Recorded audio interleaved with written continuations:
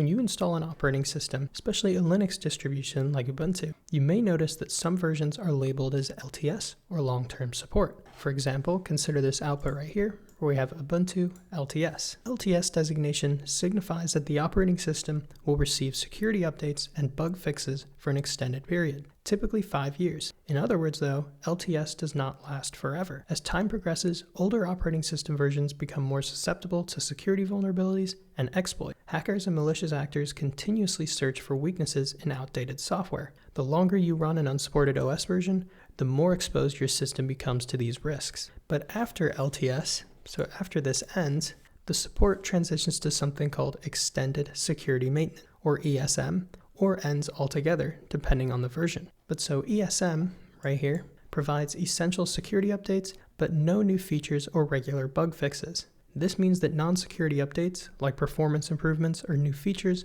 are not part of ESM, so you might miss out on those benefits. So even if your OS is LTS, support for it eventually expires. When your version nears the end of its support lifecycle, plan for an upgrade. For example, if you're using Ubuntu version 18.04 LTS, like I am right here, consider upgrading to Ubuntu version 20 or 22 to continue receiving active support. And to upgrade, you could just run a command like this, do release upgrade, and if not installed, you can install this command with this one right here, sudo apt install update manager core. I want to thank you for liking and subscribing. Check out my courses and content in the description. Take it easy.